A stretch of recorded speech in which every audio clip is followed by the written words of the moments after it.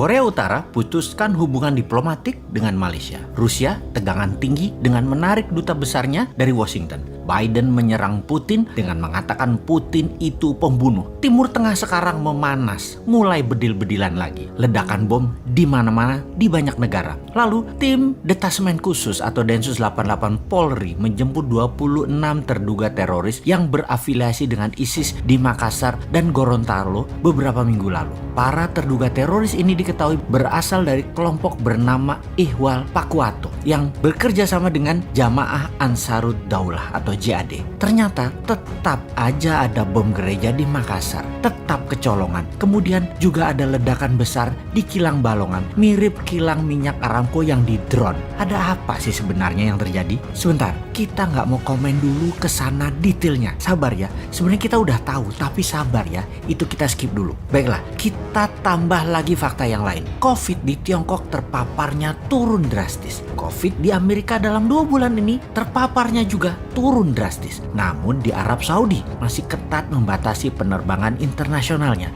Masih selected karena COVID merajalela lagi. Bahkan di Tanzania lockdown. Negara Eropa Barat seperti Spanyol, Inggris, Perancis, Italia masih juga selected international visitor karena masih pandemik. Jenis baru lagi pandemiknya. Banyak di negara besar dan negara penting di dunia ini ternyata COVID belum bisa turun drastis di sana. Sehingga efek perlambatan ekonomi menjadikan mendung ekonomi di Eropa, di Afrika, di Asia. Pastinya di dunia di tahun 2021 ini mendung ekonominya. Bagaimana kita melihatnya hal ini yang lama kita sudah mengatakan dalam analisa Sontoloyo ala Bosman itu. Ketika globalis di belakang Biden CS Partai Demokrat Amerika, maka globalis menguasai 2 negara besar, Tiongkok dan Amerika. Keduanya diadu adalah Tiongkok CS yaitu One Belt One Road versus High Road-nya Amerika CS. Kemudian dunia dibuat gonjang-ganjing di mana instrumen perang yang terbesar adalah perang militer, yang terkecil adalah perang sel atau biasa disebut terrorist act mulai dipakai lagi. Mulai terjadi semua kan saat ini. Dunia ini semua sedang berperang melawan virus sebenarnya. Dunia sedang berperang aslinya tuh melawan siapa? Melawan globalis karena emang dimainkan oleh globalis. Alatnya mereka yaitu 2 negara besar tadi, Amerika dan Tiongkok. Kemudian perang militer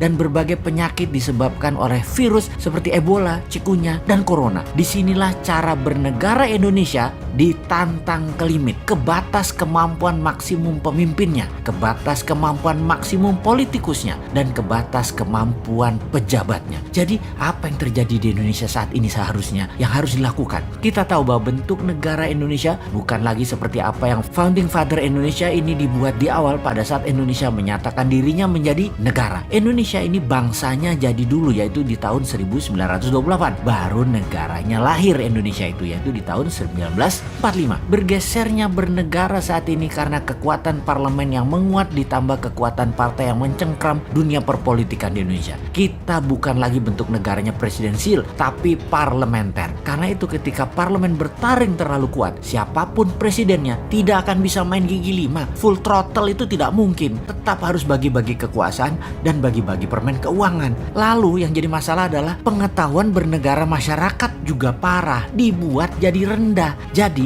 yang memegang kendali bernegara tinggal mainin aja apa pendapat rakyat, apa pendapat mereka. Rakyat manut, nonton, gak bisa buat apa-apa. Contohnya mulai digulirkan wacana presiden 3 kali di mana muncul kampanye mempropagandakan bahwa calon terkuat Jokowi Prabowo di tahun 2024. Lalu ada berita mengejutkan kalau Jokowi mencalonkan ketiga kalinya, hasil survei ternyata nama SBY melawan dengan kuat. Bahkan saat ini leading. Nah lo bingung gak tuh kaum old mind? Kalian ini gak pernah selesai berdrama ya. Lalu kaum new mind bagaimana? Diam aja sih saat ini. Incumbent dan oposisi menari-nari seakan-akan bisa membuat Indonesia berdaulat.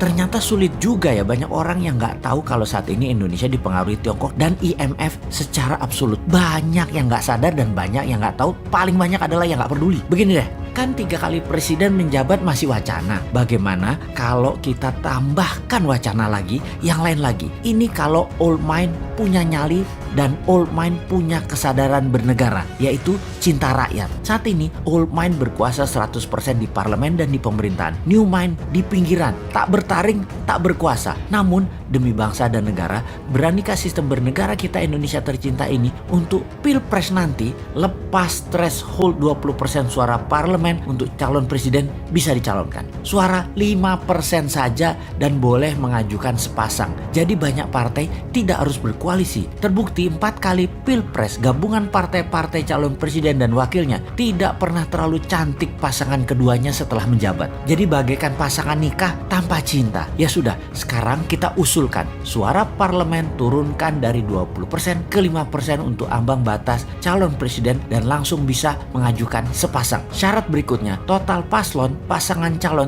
tidak boleh 7 pasang dengan menghitung suara parlemen dari suara terbanyak. Jadi apa yang terjadi? Misalnya pasangan PDIP dan Gerindra, Pak Jokowi dan Pak Prabowo, itu sudah 30% suara parlemen. Tapi masing-masing ternyata kreatif. Masing-masing mencalonkan diri sendiri. PDIP mencalonkan Ganjar dan Puan. Gerindra mencalonkan Pak Prabowo dan Pak Sandi Uno. Kemudian Golkar mencalonkan Erlangga dan Tito. Golkar bisa calonkan sendiri tentunya. Partai Demokrat Perjuangan mencalonkan SBY dan AHY. Demokrat KLB mencalonkan Muldoko dengan Ahok. Nasdem Pak Surya Paloh dengan Ridwan Kamil. PKS Anies dengan Habib Rizik. PKB Caimin dengan Deddy Corbuzier. PAN P3 mencalonkan Gatot dan Din Samsudin. Siapapun itu silahkan bertanding. Mainnya nanti 2 babak jika tidak ada pemenang yang mendapatkan suara 50% plus 1 suara. Jadi tanding ulang 2 yang teratas. Dengan demikian peluang putra bangsa terbaik untuk bisa membangun bangsa negara